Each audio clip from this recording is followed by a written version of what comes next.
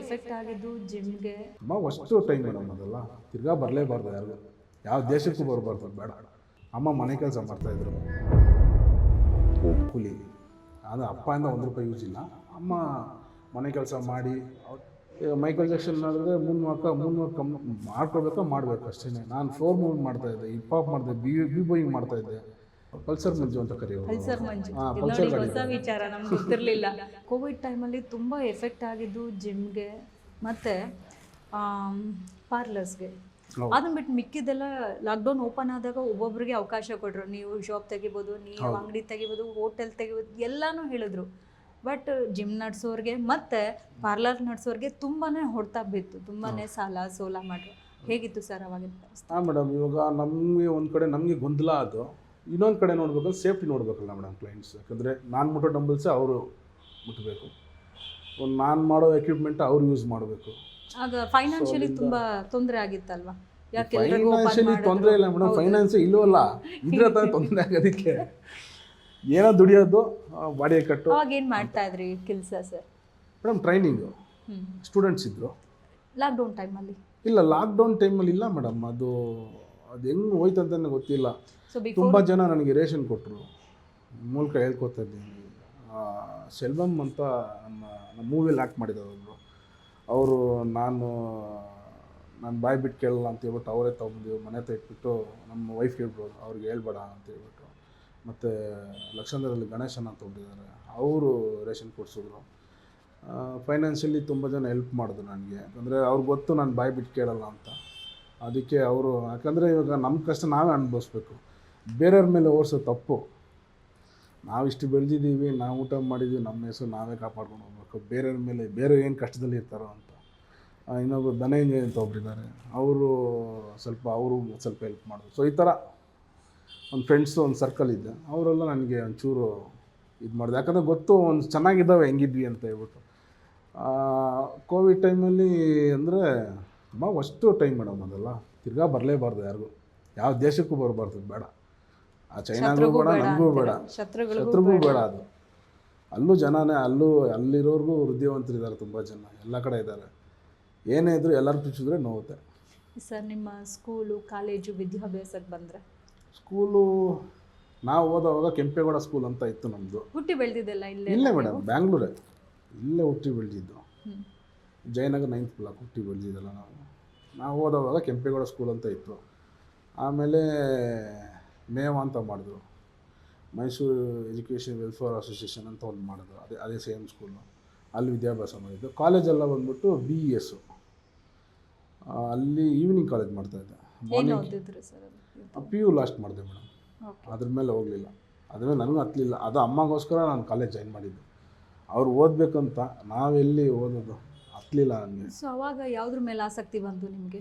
Madam ಸ್ಪೋರ್ಟ್ಸಲ್ಲಿ ಇದೆ madam. ಅವಾಗ ಇಲ್ಲ ಮೇಡಮ್, ಆಸಕ್ತಿ ಇಲ್ಲ. ಅಮ್ಮ ಇರೋವಾಗ ಭಯನೇ ಇಲ್ಲ, ಏನು ಆಸಕ್ತಿ ಇಲ್ಲ, ಏನೂ ಇಲ್ಲ. ಅಲ್ಲ, ಕಾಲೇಜು ನಾನೀಗ ಇಷ್ಟ ಇಲ್ಲ, ಓದಕ್ಕೆ ಇಂಟ್ರೆಸ್ಟ್ ಇಲ್ಲ, ಬೇರೆ ಯಾವುದಕ್ಕೆ ಹೋಗ್ಬೋದು ಅಂತ ಸುಮ್ಮನೆ ಇರೋದು ಅಷ್ಟೇ. ಏನು ಕೆಲಸ ಇಲ್ಲ ಮೇಡಮ್. ತಾಯಿ ಅದೇ ಹೇಳ್ತಾ ಇದ್ರು, ಬಡ್ಕೋತಾ ಇರ್ತಾರೆ, ಕೆಲ್ಸಕ್ಕೆ ಹೋಗೋದು ಇದೋಗು ಅಂತ ಹೇಳ್ಬಿಟ್ಟು. ಅವಾಗೆಲ್ಲ ಗೊತ್ತಿಲ್ಲ ನನಗೆ. ತಾಯಿ ಇರೋವಾಗ ಅವರು ಹೇಳ್ತಾರೆ ಅಷ್ಟೇ, ಫೋರ್ಸ್ ಎಲ್ಲ ಮಾಡಲ್ಲ. ಮತ್ತು ನಾನು 10th ಫೇಲ್ ಆಗಿಬಿಟ್ಟೆ. ಅವಾಗ ಗ್ಯಾರೇಜಿಗೆ ಕೆಲಸ ಹೋಗ್ತಾಯಿದ್ದೆ, ಕಾರ್ ಗ್ಯಾರೇಜ್ಗೆ. ಕಳಿಸ್ಬಿಟ್ರು. ಆಮೇಲೆ ಬೇಜಾರಾಗ್ಬಿಟ್ರು, ಬೇಡ ನೀನು ನಿಂತುಬಿಡು ಅಂತ ಹೇಳ್ಬಿಟ್ಟು. ನನಗೆ ಇಷ್ಟ ಆಗೋಯ್ತು, ನಾನು ಬಿಡಲ್ಲ ಅಂತೇಳ್ಬಿಟ್ಟು ಗ್ಯಾರೇಜ್ ಕೆಲಸ ಹೋಗ್ತಾಯಿದ್ದೆ. ಅದೊಂದು 1 ವರ್ಷ ಮಾಡಿದೆ. ಇಲ್ಲ ನೀವು ಬರೆದು ಪಾಸ್ ಮಾಡು ಅಂದರು. ಆಮೇಲೆ 10th ಬರೆದು ಪಾಸ್ ಆಗಿಬಿಟ್ಟೆ. ತಿರ್ಗಿ ಕಾಲೇಜ್ ಜಾಯ್ನ್ ಮಾಡಿಸಿದ್ರು. ಕಾಲೇಜ್ ಹೋಗ್ತಾಯಿದ್ದೆ. ಕಾಲೇಜ್ ಹೋಗ್ತಾನೆ ನಾನು ಸೈಮೆಂಟೇನಿಯಸ್ಲಿ ಕೆನರಾ ಬ್ಯಾಂಕಲ್ಲಿ ಕೆಲಸ ಮಾಡ್ತಾಯಿದ್ದೆ. ಆ ಚೆಕ್ ಕ್ಲಿಯರಿಂಗ್ ಚೆಕ್ಕೆಲ್ಲ ಕೊಡೋರು. ನಾವು ಇಲ್ಲಿಂದ ತೊಗೊಂಡೋಗಿ ದೊಡ್ಡಬಳ್ಳಾಪುರ ಕೊಟ್ಬಿಟ್ಟು ಬರಬೇಕು. ಬಸ್ಸಲ್ಲಿ ಕೂತ್ಕೊಂಡ್ರೆ ಕೊಟ್ಬಿಟ್ಟು ಬರ್ತಾಯಿದ್ದೆ. ಸೊ ಆ ಥರ ಸಣ್ಣ ಪುಟ್ಟ ಕೆಲಸಗಳೆಲ್ಲ ಮಾಡ್ತಾಯಿದ್ದೆ. ಸೊ ಹಂಗಾಗಿ ಅದೇ ಅಫಿಷಿಯಲಿ ಏನು ಕೆಲಸ ಬೇಕು ಅದನ್ನು ಮಾಡುವಂಥ ಅಮ್ಮ. ಅವರು ಫೋರ್ಸ್ ಮಾಡಿ ಎಲ್ಲ ಮಾಡ್ತಾಯಿದ್ದೆ. ದೊಡ್ಡ ತಲೆ ಇರೋವಾಗ ಮಕ್ಕಳುಗಳಿಗೆ ಯಾವುದು ಜವಾಬ್ದಾರಿ ಬರೋಲ್ಲ ಮೇಡಮ್. ಅದು ನಮ್ಮಂಥ ಮಿಡ್ಲ್ ಕ್ಲಾಸಲ್ಲಿ ಇರೋರಿಗೆ ಅದು ಅರ್ಥನೂ ಆಗೋಲ್ಲ. ನಮಗೂ ಫಸ್ಟು ನಾವು ಸ್ಟುಪಿಡ್ಸ್ ಅರ್ಥ ಆಗೋಲ್ಲ ಬಿಡಿ ನಮಗೆ. ಅಂದರೆ ಇವಾಗ ಏನೋ ಬಿಸ್ನೆಸ್ ಮ್ಯಾನ್ ಅವ್ರ ಮನೆ, ಅವ್ರ ತನ ಹೆಂಗಿರುತ್ತೆ ಅಂದರೆ, ಅವನು ಹುಟ್ಟೋವಾಗಲೇ ಅವ್ರ ಅಪ್ಪನ ಒಂದು ಟೈಗಿ ನೋಡಿರ್ತಾನೆ, ಅವ್ನು ಬರೋದು ಟೈಮಿಂಗು ಅದೆಲ್ಲ ನೋಡಿರ್ತಾನೆ. ನಾವು ಎಲ್ಲಿ ಎದೊಳೋದು ಏನೋ ಟೈಮು, ಅದರಲ್ಲಿ ಇವರು ಬಂದ್ಬಿಟ್ಟು ಹುಡುಗ ಏನು ಇದಾಗಬಾರ್ದು ಬಿಡು ಬೇಜಾರಾಗ್ತಾರಂತ ಇವರು. ಅಮ್ಮ ಮನೆ ಕೆಲಸ ಮಾಡ್ತಾಯಿದ್ರು.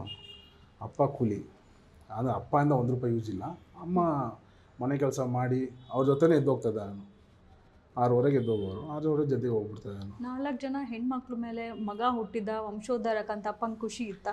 ಏನು ಅಷ್ಟು ಆ ಥರ ಎಲ್ಲ ಇಲ್ಲ ಮೇಡಮ್. ಅವರು ಖುಷಿ ನನ್ನ ಮೇಲೆ ಖುಷಿ. ಅದು ಬಿಟ್ಟರೆ ಮನೆಗೆ ಹೆಲ್ಪಿಂಗ್ ಎಲ್ಲ ₹1 ಇಲ್ಲ. ಅಮ್ಮನೇ ಎಲ್ಲ ಅಮ್ಮನೇ. ಮನೆ ಕೆಲಸ ಮಾಡೋರು, ಮನೆ ಕೆಲಸ ಮಾಡ್ಕೊಂಬಂದು ನೋಡ್ಕೊತಾಯಿದ್ರು. ನಾವು ತುಂಬ ದಿವಸ ಏನು ಹೇಳೋದು, ತುಂಬ ಸಲ ಊಟಕ್ಕಿಲ್ಲದೆ ಒಂದು ದಿವಸ ಮಾಡಿದ ಸಾರನ್ನ ಕಂಟಿನ್ಯೂ 3 ದಿವಸ ಹೋಗೋದು. ಏನು ಗೊತ್ತಾಗ್ತಾ ಇದೆಯಲ್ಲ ಅವಾಗ. ಚಿಕ್ಕ ವಯಸ್ಸು ಊಟ ಇಲ್ಲದಿದ್ರೂ ನಡೀತಾ ಇತ್ತು ಅವಾಗ. ಹೋಗ್ತಾ ಹೋಗ್ತಾ ಹೋಗ್ತಾ ಹೋಗ್ತಾ ತುಂಬ ಕಷ್ಟ ಅನುಭವಿಸ್ತಾ ಇದ್ವಿ. ಡೈಲಿ ರೇಷನ್ ತೊಗೊಳೋಕ್ಕೆ ದುಡ್ಡಿರಲ್ಲ ಆ ಥರ ಟೈಮಲ್ಲಿ. ಆ ಟೈಮಲ್ಲೇ ಹೆಲ್ಪ್ ಮಾಡಿಲ್ಲ ಅವರೆಲ್ಲ ಏನಕ್ಕೆ ಅಂತ ಆಗೋಯ್ತು. ಸೊ ಹಂಗಾಗಿ ಏನಂದರೆ ಈ ಕಷ್ಟನೇ ನೋಡ್ಕೊಂಡೇ ಬಂದ್ಬಿಟ್ಟು ಎಲ್ಲನೂ. ಅಲ್ಲಿ ಚೆನ್ನಾಗಿ ಹೊಡೆಯೋರು ನನ್ನ. ನಿಮ್ಗೆ ಹೊಡಿತಾ ಭಯಂಕರ ತರಲೆ ಮಾಡ್ತಾಯಿದ್ದೆ ಮೇಡಮ್. ಹೊಡೆಯೋರು ಮನೆಗೆ ಬರ್ತಿದ್ರ ಫ್ರೆಂಡ್ಸ್ ಜೊತೆ ಏನಾದ್ರು ಹೊರಗಡೆ ಹೋಗ್ಬಿಟ್ರೆ? ಹಂಗಲ್ಲ, ಇಲ್ಲ, ಟೈಮಿಂಗ್ ಮನೇಲಿ ಇದ್ಬಿಡ್ಬೇಕಷ್ಟೇ. ಅಮ್ಮನ ಭಯನಾ ಅಪ್ಪನ ಭಯ ಆಯ್ತಾ? ಅಪ್ಪ ಇದೆ ತಾನೆ ಮನೇಲಿ. ಅಮ್ಮನ ಭಯ, ಅಮ್ಮ ಭಯ ತುಂಬ ಲವ್ ನನ್ನ ಮೇಲೆ ತುಂಬ ಲವ್ ಅವ್ರಿಗೆ. ಪ್ರೀತಿ ಮಗ, ಕೊನೆ ಮಗ. ಹೌದೌದು. ಇಲ್ಲಾಂದ್ರೂ ತಾಯಂದ್ರಿಗೆ ಮಗ ಅಂದ್ರೆ ನಮ್ಮ ಮನೇಲಿ ಯಾರು ಮಾತು ಕೇಳ್ತಾರೋ ಇಲ್ಲೋ ನಾನು ತುಂಬ ಮಾತು ಕೇಳ್ತದೆ, ಅಮ್ಮ ಮಾತು. ಸೊ ಹಂಗಾಗಿ ಅವರೇ ಎಲ್ಲ ನನಗೆ. ಸೊ ಅವರು ಇಷ್ಟು ಗಂಟೆ ಅಂದರೆ ಅಷ್ಟು ಗಂಟೆಗೆ ಇರ್ಬೇಕು ನಾನು. ನೀವು ಹೇಳ್ತಾ ಇದ್ರಿ ಒಂದು ತಾಯಿ ಇದ್ದಾಗ, ಹಿರಿಯರಿದ್ದಾಗ ನಮಗೆ ಬೆಲೆ ಗೊತ್ತಾಗಲ್ಲ, ಭಯ ಭಕ್ತಿ ಇರಲ್ಲ ಅಂತ ಹೇಳ್ತಾ ಇದ್ರಿ. ಅಮ್ಮ ಇದ್ದಾಗ ನಿಮ್ಮ ಆಗಿನ ಹುಡುಕ್ತನ ವಯಸ್ಸಿರುತ್ತೆ, ಕಾಲೇಜ್ ಹುಡುಗರಾಗಿರ್ತೀರ, ಫ್ರೆಂಡ್ಸ್ ಜೊತೆ ಹೋಗೋದು, ಕಾಲೇಜ್ ಬಂಕ್ ಆಗೋದು, ಯಾವಾಗ ಅಂದ್ರೆ ಅವಾಗ ಮನೆಗೆ ಬರೋದು, ಆ ವಿಚಾರಕ್ಕೆ ಅಮ್ಮ ಏನಾದ್ರು ಬೈತಿದ್ರೆ ಆಗ ಮಾಡಿದ್ರಾ? ಇಲ್ಲ, ಆ ಥರ ಮಾಡ್ತಾ ಇದ್ದೆ ಮೇಡಮ್. ಕಾಲೇಜ್ ಹೋಗ್ತಾ ಇದ್ದೆ ಅಷ್ಟೇ. ಮಾರ್ನಿಂಗು ಕೆನರಾ ಬ್ಯಾಂಕ್ ಹೋಗ್ತಾ ಇದ್ದೆ ಕೆಲಸಕ್ಕೆ. ಅದು ಮುಗಿಸ್ಕೊಂಡು ಕಾಲೇಜ್ ಅಟೆಂಡ್ ಮಾಡಿ ಡೈರೆಕ್ಟಾಗಿ ಮನೆಗೆ ಬರ್ತದೆ ಅಷ್ಟೇ. ಅದು ಬಿಟ್ಟರೆ ನನಗೆ ಅದು ಸಂಪಾದನೆ ಮಾಡಿ ಕೊಡಬೇಕು, ಮನೆ ಕಷ್ಟ ಇದೆ, ಅದೆಲ್ಲ ಅರ್ಥ ಆಗೋದು ಒಂಚೂರು ಲೇಟ್ ಆಗೋಯ್ತು.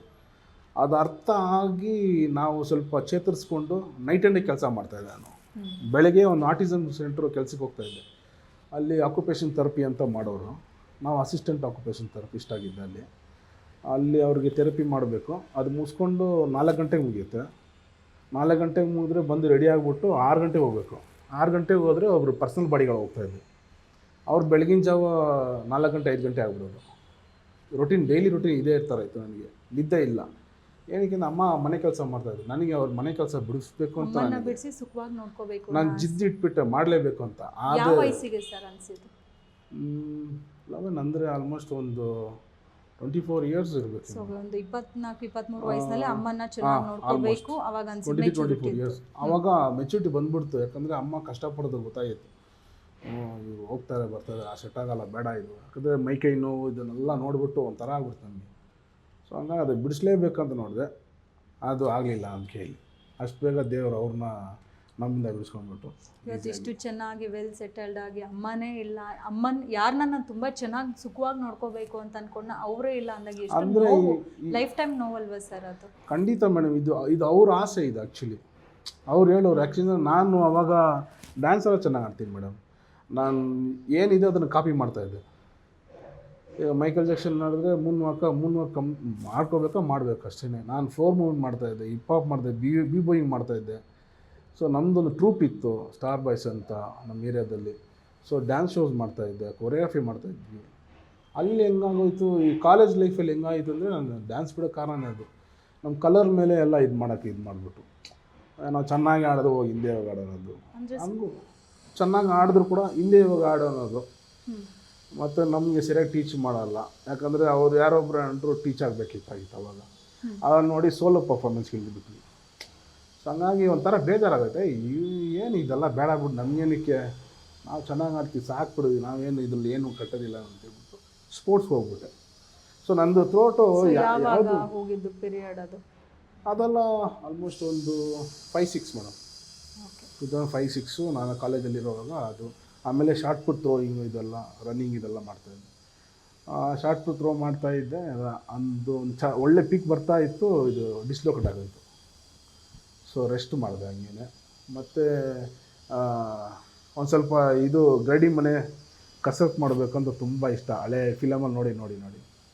ಸೊ ಅದು ಮಾಡೋಣ ಅಂತ ಅದಕ್ಕೆ ಹೋಗಿ ಟ್ರೈನ್ ಮಾಡಿದೆ. ಅದಕ್ಕೆ ಚೆನ್ನಾಗಿ ಹೋಗ್ತಾನೇ ಇದ್ದೆ. ಅದೇನು ನನಗೆ ಇಡ್ತಾ ಬಂದಿಲ್ಲ ಅದು. ಸೊ ಹಂಗೆ ಅದನ್ನು ಬಿಟ್ಬಿಟ್ಟೆ ಬಾಕ್ಸಿಂಗ್ ಹೋದೆ. ಡೈಲಿ ಅಮ್ಮ 30 ರೂಪೀಸ್ ಪೆಟ್ರೋಲ್ ಕೊಡೋರು, 1/2 litre petrol. 8 kilometres 7 to 8 kilometres ಆಗುತ್ತೆ ಕಂಠೀರವ ಸ್ಟೇಡಿಯಮ್ಮು. ಹ್ಞೂ ಅಲ್ಲಿ ಬಂದು ಟ್ರೈನಿಂಗ್ ಈವ್ನಿಂಗ್ ಮುಗಿಸ್ಕೊಂಡು ಈವ್ನಿಂಗ್ ಹೋಗಬೇಕು. 6 to 7 ಇರುತ್ತೆ ಕ್ಲಾಸಸ್ಸು, ಮುಗಿಸ್ಕೊಂಡು ಹೋಗಬೇಕು. ಸೊ ಬಾಕ್ಸಿಂಗ್ ಮಾಡಿದೆ, ಅದು ಯಾವುದ್ರ ಮೇಲೆ ಅಷ್ಟು ಇರ್ತಾ ಬಂದಿಲ್ಲ. ಸೊ ಬಾಡಿ ಬಿಲ್ಡಿಂಗು ಫಿಕ್ಸ್ ಮಾಡ್ಕೊಂಬಿಟ್ಟೆ. ನಿಮಗೆ ಎಷ್ಟು ವಯಸ್ಸಿದ್ದಾಗ ನೀವು ಬಾಡಿ ಬಿಲ್ಡಿಂಗ್ ನನಗೆ ಶುರು ಮಾಡಿದ್ರಿ ಅವಾಗ? ಅಂದರೆ ಅಮ್ಮ ಒಂಥರ, ನಾನು ಸ್ಕಿನಿ ಬೋನಿ ಇರ್ತದೆ, ಈ ಕಾಲರ್ ಬೋನೆಲ್ಲ ಕಾಣಿಸೋದು ಒಂಥರ ಹೈಟಿಗಿದ್ದಾಗ ಒಂದು ತುಂಬ ಲೀನ್ ಅನ್ಸಿದ್ರೆ ಒಂಥರ ಕಾಣಿಸ್ತಾ ಇದ್ದೆ. ಅದಕ್ಕೆ ಅಮ್ಮ ಬೈತಾ ಇರೋರು, ಜಿಮ್ಗೆ ಹೋಗೋ ಅಂತ ಹೇಳಿ. ಅಮ್ಮನೇ ಆಸೆ ಪಟ್ಟು ಕಳಿಸಿ? ಹೌದೌದು, ಎಲ್ಲ ಅವ್ರ ಆಸೆನ, ಅವ್ರು ಏನು ಆಸೆ ಪಟ್ಟರು ಅದೇ ನಡೀತಾ ಇರೋದು ನಮ್ಮ ಲೈಫಲ್ಲಿ ಫುಲ್ ಇವಾಗ. ಸರ್ ತುಂಬಾನೇ ದುಡ್ಡು ಖರ್ಚಾಗುತ್ತಲ್ವ ಸರ್ ಈ ರೇಂಜಿಗೆ ಒಂದು ಬಾಡಿ ಬಿಲ್ಡ್ ಮಾಡಬೇಕು ಅಂತಂದ್ರೆ? ಮೇಡಮ್ ಅವಾಗ ಬಾಡಿ ಬಿಲ್ಡಿಂಗ್, ಹೌದೌದು, ಅವಾಗ ಬಾಡಿ ಬಿಲ್ಡಿಂಗ್ ಗೊತ್ತಿಲ್ಲ, ಎಕ್ಸಸೈಸ್ ಮಾಡ್ಬೇಕಷ್ಟೇ. ಸೊ 2003-4 ಸ್ಟಾರ್ಟ್ ಮಾಡಿದಾಗ, 2003-4ನಲ್ಲಿ ಸ್ಟಾರ್ಟ್ ಮಾಡಿ ಅಮ್ಮ ಆಸೆ ಪಟ್ಟರು ಅಂತ ಜಿಮ್ಗೆ ಹೋಗಿದ್ದು ಅಷ್ಟೇ. ಆವಾಗ ಅದು ಮಾಸ್ ಗೇನರು ಅದು ಇದು ತಿಂತಾ ಇದ್ವಿ ಅಷ್ಟೇ. ಆಮೇಲೆ ಮೊಟ್ಟೆ ಗಿಟ್ಟೆ ತರಿಸಿಡೋರು ಅಮ್ಮ. ಅದನ್ನು ಬಿಟ್ಟರೆ ನಾನು ಸ್ಟಾರ್ಟ್ ಮಾಡಿದ್ದು 2011 ಬಾಡಿ ಬಿಲ್ಡಿಂಗು. ಸಣ್ಣ ಇದ್ರಿ, ಅಮ್ಮನೇ ಆಸೆ ಪಟ್ಟು ಕಳಿಸಿ. ಅದು ಅಷ್ಟು ವರ್ಷನೂ ಮಾಡ್ತಾನೇ ಇದ್ದೀನಿ. ಬಾಡಿ ಬಿಲ್ಡಿಂಗ್ ಹುಚ್ಚೇ ಬಿಡಲಿಲ್ಲ. ಅರ್ನಾಲ್ಡ್ ಬುಕ್ ಓದೋದು, ಮಾಡೋದು. ಅದೇ ಸರ್, ದುಡ್ಡು ಅನ್ನೋದು ತುಂಬಾನೇ ಖರ್ಚಾಗುತ್ತಲ್ಲ ಒಂದು ಬಾಡಿ ಬಿಲ್ಡ್ ನಾನು ಮಾಡಿ. ಮನೇಲಿ ಇಟ್ಕೊಂಡು ತಿನ್ಕೊಂಡು ಮಾಡ್ತಿದ್ದೆ ಮೇಡಮ್. ಅಮ್ಮ ತುಂಬಾ ಕಷ್ಟಪಟ್ಟು ಹೆಣ್ಮಕ್ಳು ಕೂಡ ಸಾಕೋದೇ ದೊಡ್ಡ ವಿಚಾರ ಇತ್ತು. ಅದ್ರ ಜೊತೆಗೆ ನಿಮ್ಗೆ ಓದು, ನಿಮ್ಮ ಎಜುಕೇಶನ್, ಹೆಣ್ಮಕ್ಳು ನೋಡ್ಕೊಳ್ಳೋದ್ರ ಜೊತೆಗೆ ನಿಮಗೆ ಒಂದು ಎಕ್ಸ್ಟ್ರಾ ದುಡ್ಡು ಕೂಡ ಎತ್ತಿಡ್ಬೇಕಾಯ್ತು, ಒಂದು ಜಿಮ್ ಅಂತ. ಹೌದು ಮೇಡಮ್, ಅದು ಹೆಂಗಾಯ್ತು ಅಂದರೆ ಅಮ್ಮ ಇದಾದ್ಮೇಲೆ ನಾನು ಬಾಡಿ ಬಿಲ್ಡಿಂಗ್ ಶುರು ಮಾಡಿದ್ದು. ಅದು ಗಂಟಾನು ಬಾಡಿ ಬಿಲ್ಡಿಂಗ್ ಲೈನ್ ಯಾರನ್ನ ಹೋಗಿ ಟೀಚ್ ಮಾಡ್ಬೇಕು, ಯಾರನ್ನ ಇದು ಮಾಡ್ಬೇಕಂತ ನಂಗೆ ಗೊತ್ತಾಗಲಿಲ್ಲ. ಸುಮ್ಮನೆ ಮಾಡ್ತಾ ಇದ್ರು, ಸುಮ್ಮನೆ ಎಕ್ಸಸೈಸ್ ಮಾಡ್ತಾ ಇದ್ದೆ. ಅದಾದ್ಮೇಲೆ ಬಾಡಿ ಬಿಲ್ಡಿಂಗ್ ಅಂತ ಇಳಿದಿ. ತಾಯಿಯವ್ರು ತೀರ್ಕೊಂಡ ನಂತರ ಅದಾದ್ಮೇಲೆ ಮರ್ಯಾದಕ್ಕೆ ಈ ಕಡೆ ಗಮನ ಕೊಟ್ರ. ಹಂಗೆ ಅಂದರೆ ಮೇಡಮ್ ಅದೇ ಅದು ಲೈಫ್, ಅದು ಬಿಡ್ತಾ ಇದ್ದಿಲ್ಲ ನಮ್ಮನ್ನು. ಅದೇನಾದ್ರು ಹುಚ್ಚು, ಅಲ್ಲೇ ಸ್ಪೋರ್ಟ್ಸಲ್ಲೇ ಇರ್ತಾ ಇದ್ದೆ ನಾನು. ಸೊ ಹಂಗಾಗಿ ಅಲ್ಲಿಂದ ಬಾಡಿ ಬಿಲ್ಡಿಂಗ್ ಶುರು ಮಾಡಿಕೊಂಡು 11ಇಂದ ಶುರು ಆಯಿತು. 11ಇಂದ 14 ಗಂಟೆ ಮಾಡಿದೆ. 14ನಲ್ಲಿ ಮಿಸ್ಟರ್ ಇಂಡಿಯಾ ಗೋಲ್ಡ್ ಮೆಡಲ್ ಮಾಡಿದೆ. ಅಲ್ಲಿ ಮುಗೀತು. ಮತ್ತು ಯಾರೋ ಮಾತು ಕೇಳ್ಕೊಂಡು ಜಿಮ್ ಓಪನ್ ಮಾಡಿಬಿಟ್ಟೆ. ಯಾವ ಇಯರಲ್ಲಿ? ಅಂದರೆ 2015ನಲ್ಲಿ ಮಾಡಿದೆ. 4 ವರ್ಷ ನೀವು ಕಲಿತು ಆಮೇಲಿಂದ ಯಾರ ಮಾತು ಕೇಳಿಕೊಂಡು. ಅವಲ್ಲೂ ಹುಷಾರಾಗಿದ್ದೆ. ನಾವು ಎಷ್ಟು ಹುಷಾರಾಗಿದ್ರು ನಮ್ಮನ್ನು ಬೋರ್ಡ್ ಹೊಡ್ಸೋಕೆ ಯಾರು ಇರ್ತಾರೆ ಅಂತ ಗೊತ್ತಾಯಿತು. ಯಾರು ಎತ್ಕೊಂಡು ನಾವು ದುಡ್ಡು ಕೊಡ್ತೀವಿ, ನೀವು ದುಡ್ಡು ಕೊಡ್ತೀವಿ ಮಾಡಿ ಅಂತ. ನಾನು ಯೋಚನೆ, ಏನಕ್ಕೆ ಇವ್ರು ನಮ್ಗೆ ದುಡ್ಡು ಕೊಡ್ತಾರೆ, ಜಸ್ಟ್ ಫ್ರೆಂಡ್ ಸರ್ಕಲ್ ಹೇಳ್ತಾರಲ್ಲ ಅಂತ ಹೇಳ್ಬಿಟ್ಟು ಸ್ಟಾರ್ಟ್ ಮಾಡಿದ್ವಿ. ಸ್ಟಾರ್ಟ್ ಮಾಡಪ್ಪ, ನಾವೆಲ್ಲ ಇದು ಮಾಡಿ ಸಪೋರ್ಟ್ ಮಾಡ್ತೀವಿ. ಅದು ಸರಿ, ಸ್ಟಾರ್ಟ್ ಮಾಡಿಬಿಟ್ವಿ. ಯಾವ ಏರಿಯಾದಲ್ಲಿ ಸರ್? ಅದು ಬೇಗೂರಲ್ಲಿ ಮಾಡಿದೆ. 2100 ಸ್ಕ್ವೇರ್ ಫೀಟ್ ದೊಡ್ಡದು. ಅಡ್ವಾನ್ಸ್ ಮಾಡಿಬಿಟ್ಟು ಮಾಡೋಣ ಅಂದ್ಬಿಟ್ಟು ಏನಪ್ಪ ಹೇಳ್ತಾರೆ, ಅಡ್ವಾನ್ಸ್ ಮಾಡಿಬಿಟ್ಟೆ. ಸರಿ, ಹಂಗೆ ಹೋಯ್ತು. ಎಕ್ವಿಪ್ಮೆಂಟ್ ದುಡ್ಡು ಅರೇಂಜ್ ಆಗಲಿಲ್ಲ. ಆಮೇಲೆ ಅಕ್ಕ ಹೆಲ್ಪ್ ಮಾಡಿದ್ರು, ಲೋನ್ ಮಾಡಿಕೊಟ್ರು. ತೀರ್ಕೊಂಡಿದ್ರು. ನಿಮಗೆ ವರ್ಕೌಟ್ ಬಾಡಿ ಬಿಲ್ಡಪ್ಗೆ ನಿಮಗೆ ದುಡ್ಡು ಬೇಕಾಗಿತ್ತಲ್ಲ, ಹೇಗೆ ಅಡ್ಜಸ್ಟ್ ಆಗುತ್ತೆ? ಅದು ಟ್ರೈನಿಂಗ್ ಅವಾಗ ಶುರು ಮಾಡ್ಕೊಂಡೆ ಮೇಡಮ್. 11ನಲ್ಲಿ ನಾನು ಸ್ವಲ್ಪ ಫಾರ್ಮಲ್ಲಿ ಇದ್ಬಿಟ್ಟೆ. ಅಷ್ಟು ದಿನ ತಾಯಿಯವ್ರು ಸಾಕ್ತಾ ಇದ್ರು ಎಲ್ರು. ತಾಯಿಯವ್ರು ತೀರ್ಕೊಂಡ ನಂತರ ಮನೆ ಪರಿಸ್ಥಿತಿ ಹೇಗಿತ್ತು? ಎಲ್ಲರೂ ಸಪೋರ್ಟ್ ಮಾಡಿದ್ರು ಮೇಡಮ್. ನೆಂಟ್ರ? ಇಲ್ಲ, ಅಕ್ಕ ಇಲ್ಲ. ಅದು ಅಕ್ಕ ಚಿಕ್ಕಕ್ಕ ಮದುವೆ ಆಗಲಿಲ್ಲ ಅವಾಗ. ಅವ್ರು ಮನೇಲೇ ಇದ್ದರು. ಅವರು ಡಿಗ್ರಿ ಮಾಡಿದ್ದಾರೆ. ಅವರು IT ಮಾಡ್ತಾಯಿದ್ರು. ಅವ್ರ ಮನೆ ಖರ್ಚೆಲ್ಲ ಅವ್ರು ನೋಡ್ಕೊಳೋರು. ನನ್ನ ಖರ್ಚು ನಾನು ನೋಡ್ಕೊತಾ ಇದ್ದೆ ಅವಳಿಂದ. ಅಕ್ಕ, ದೊಡ್ಡಕ್ಕ ಬಂದು ಪಕ್ಕದಲ್ಲೇ ಮನೆ. ಸೊ ಹಂಗೆ ಎಲ್ಲರೂ ಒಂದೇ ಕಡೆ ಇದ್ವಿ. ಏನಕ್ಕೆ ಸಪೋರ್ಟ್ ಆಗಿರೋದು ಅಂತ ಹೇಳ್ಬಿಟ್ಟು ಎಲ್ಲ ಒಂದೇ ಕಡೆ ಇದ್ವಿ. ಫೈನಾನ್ಷಿಯಲಿ ತೊಂದರೆ ಅಷ್ಟೊಂದು ಆಗಿರಲಿಲ್ಲ?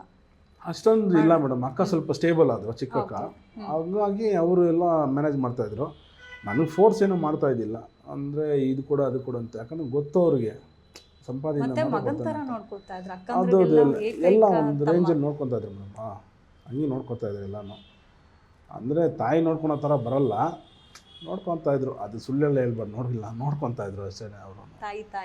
ಹೌದೌದು ಮೇಡಮ್, ಹೌದು. ಯಾಕಂದರೆ ಅವ್ರಿಗೆ ಗೊತ್ತು, ಅವ್ರಿಗೆ ನಮ್ಮ ಮುಖ ಹಿಂಗೆ ನೋಡಿದ ತಕ್ಷಣ ಹೇಳ್ತಾರೆ ಏನು ಮೂಡಲ್ಲಿದ್ದಾರೆ ಅಂತ ಹೇಳ್ಬಿಟ್ಟು. ಸೊ ಅದು ಎಲ್ಲ ಜೊತೆಗೆ ಹುಡ್ದವ್ರಿಗೆಲ್ಲ ಬರೋಲ್ಲ, ಅದು ತಾಯಿಗೆ ಮಾತ್ರ ಗೊತ್ತು ಹೆಂಗೆ ಅಂತ ಹೇಳ್ಬಿಟ್ಟು. ಹಾಗಾಗಿ ಅಲ್ಲಿಂದ ಹೋಯ್ತು ಮೇಡಮ್ ಚೆನ್ನಾಗಿ. ಅದೇ ಅಲ್ಲಿಂದ ನಾವು ತಿರ್ಗಾ ಝೀರೋ. ಏನು ಮಾಡೋದು ನೆಕ್ಸ್ಟ್ ಏನು? ಸ್ನೇಹಿತರೆಲ್ಲ ಸೇರಿ ಸ್ನೇಹಿತರೆಲ್ಲ ಸೇರಿ ಸಪೋರ್ಟ್ ಮಾಡಿದ್ರಿ ಅಂತ ಹೇಳಿದ್ರು. ನಾನು ಭಯ, ನನಗೆ ಫಸ್ಟೇ ಇವಾಗ ಬಿದ್ದಿದ್ದೀವಿ, ತಿರ್ಗಾ ಹೆಂಗೆ ಎದ್ದೋಳೋದು ಅಂತ. ಆಮೇಲೆ ಅಕ್ಕ ಸಪೋರ್ಟ್ ಮಾಡಿದ್ರು. ಅವ್ರು ಹೇಳ್ಬಿಟ್ಟೆ ಕೊಟ್ಟರು, ನೋಡೋ ಈ ಥರ ಲೋನ್ ತೊಗೋತಾ ಇದ್ದೀನಿ, ತಿಂಗಳು ಕಟ್ಟಬೇಕು. ನನ್ನ ಹತ್ರ ಅವಾಗ ಎಲ್ಲ ಹುಡುಗರು, ಅಂದರೆ ಎಲ್ಲ ನನ್ನ ತಮ್ಮಂದಿರ್ತಾರೆ. ಹುಡುಗರು ಅಂತ ಹೇಳ್ಬಾರ್ದು, ಎಲ್ಲ ನನ್ನ ತಮ್ಮಂದಿರ್ತಾರೆ. ಎಲ್ಲರನ್ನೂ ಟ್ರೈನ್ ಮಾಡ್ತಾಯಿದ್ದೆ, ಎಲ್ಲರಿಗೂ ಹಂಚ್ತಾ ಇದ್ದೆ. ಏನಿದೆ ಅಂತ ಎಲ್ಲ ಹಂಚ್ತಾ ಇದ್ದೆ. ಎಲ್ಲರೂ ನನ್ನ ಥರನೇ ಇರೋ ನೋಡೋದಕ್ಕೆ. ನನ್ನ ಟೀಮೇ ಯೂಸ್ ಆಗಿರೋದು ನೋಡೋದು. ಎಲ್ಲೇ ನೋಡಿದ್ರು ಈ ಬ್ಯಾಂಗ್ಳೂರಲ್ಲೇ ನಮ್ಮ ಟೀಮ್ ಥರ ಸಿಗಲ್ಲ, ಆ ಥರ ಇದ್ವಿ. ಅವಾಗ ಏನು ಹೆಸರಿತ್ತು? ಅವಾಗ ನಿಮಗೆ ಬಾಡಿ ಬಿಲ್ಡರ್ ಮಂಜು ಅಂತ, ಅಥವಾ